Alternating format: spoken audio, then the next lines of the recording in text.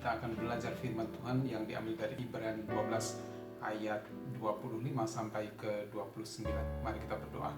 Tuhan, kami berserah kepadamu, biarlah Roh Kudus yang mengurapi kami, supaya kami boleh mengerti apa yang menjadi maksud Tuhan melalui kebenaran firman pada pagi hari ini. Berkati kami dengan Roh Kudus ya Tuhan. Haleluya.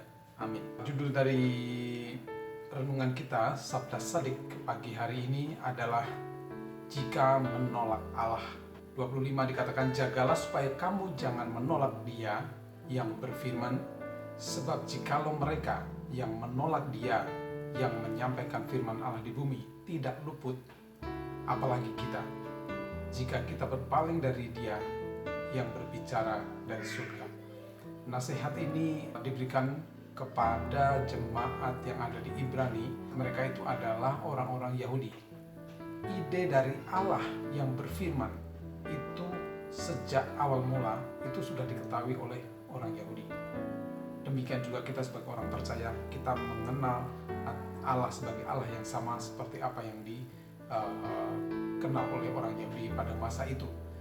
Dari ayat 25 ini kita mendapatkan 3 hal yang sangat penting dan utama menurut saya. Yang pertama yaitu jangan menolak Tuhan. Menolak, kata menolak ini diartikan dalam bahasa Inggris refuse atau reject atau decline, menjauhkan diri kepada Tuhan dan tidak menerima Tuhan kembali. Itu artinya menolak. Kita sama sekali sudah tidak mau berhubungan, sama sekali sudah tidak mau tahu, sama sekali sudah mungkin tidak mau berpikir tentang Tuhan. Hal yang kedua, jika kita menolak maka hukuman atau akibat akan diturunkan kepada kita. Hukuman seperti apa yang akan menimpa manusia jika kita menolak Tuhan? Yaitu diguncangkannya langit dan bumi. Jika gempa terjadi di satu tempat atau di satu kota misalnya, itu kita sudah bisa melihat bagaimana waktu itu ada di Aceh, tsunami yang begitu besar, atau gempa yang ada di Jogja misalnya. Itu terjadi dan demikian banyak korban meninggal maupun yang sakit maupun yang mengalami kerugian, itu sangat luar biasa. Itu hanya satu tempat. Dan apa yang terjadi di sini, yang diguncang itu bukan hanya bumi, tetapi yang diguncang adalah bumi dan langit. Skalanya masif, jauh lebih besar, dan akibatnya juga akan masif lebih besar. Di ayat 26 dikatakan, satu kali lagi aku akan mengguncangkan bukan hanya bumi saja, melainkan langit juga. Dan satu hal yang sangat mengherankan lagi, apa yang kita pikirkan kalau terjadi satu bencana atau terjadi satu gempa, mungkin itu terjadi karena gunung api, mungkin itu terjadi karena lempeng bumi yang bertabrakan. Tapi di sini yang heran adalah yang menyebabkan guncangan di bumi dan di langit itu adalah suara Allah. Sekarang kita masuk hal yang ketiga.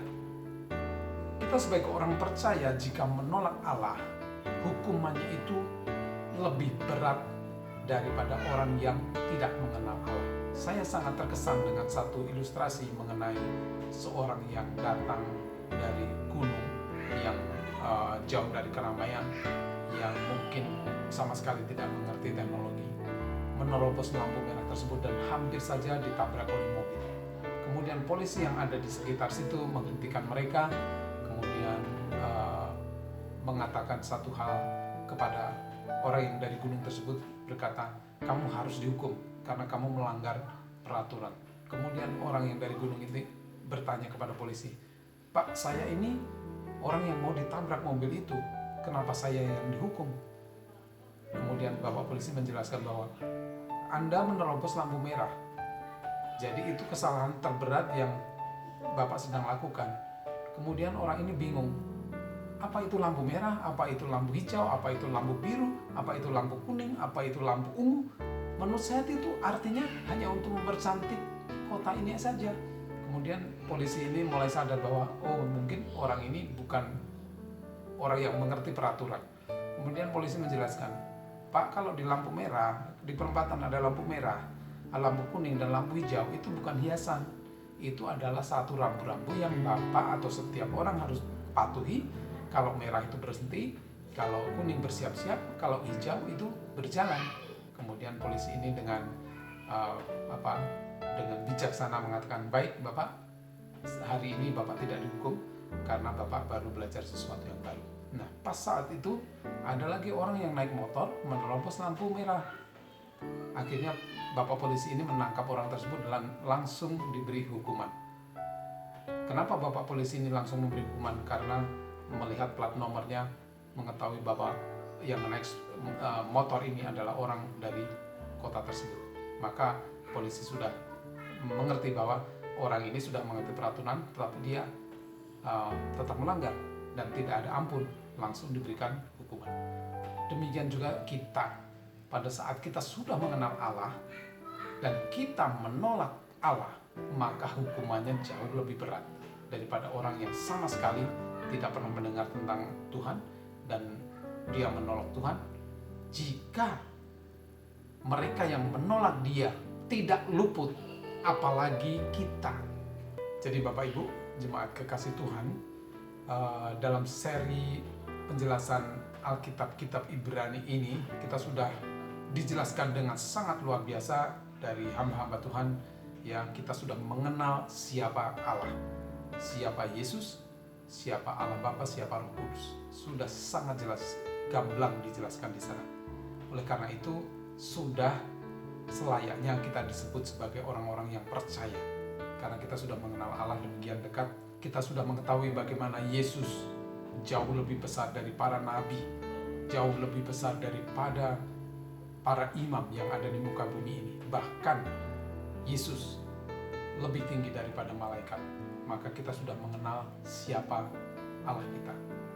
Yesus yang menjadi perantara, yang menjadi imam, yang membuka jalan antara manusia dengan Allah, karena kematian dan kebangkitannya sudah membuka tabir di ruang Maha Kudus, sehingga kita memiliki jalan atau jalur langsung untuk bisa berhubungan dengan Allah Bapa di surga.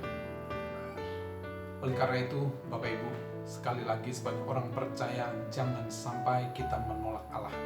Apapun kondisi yang sedang kita hadapi saat ini, jangan sampai iman kita runtuh dan menolak Allah, karena akibatnya akan sangat-sangat luar biasa bagi kita. Ayat 28 mengatakan, jadi karena kita menerima kerajaan yang tidak terguncangkan, marilah kita mengucap syukur dan beribadah kepada Allah menurut cara yang berkenan kepadanya, yaitu dengan hormat dan takut. Ayat 29, sebab Allah kita adalah api yang menghanguskan. Maka sudah selayaknya kita mengikuti teladan yang sudah diberikan Allah, yaitu melalui kehidupan anaknya yang tunggal, Tuhan Yesus Kristus.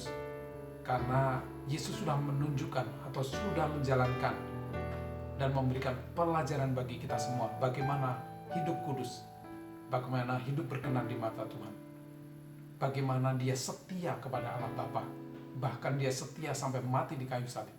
Dialah satu-satunya yang menjadi teladan bagi hidup kita sebagai orang-orang percaya. Kiranya Tuhan mampukan kita melakukan itu melalui tuntunan dan penyertaan Roh Kudus. Amin.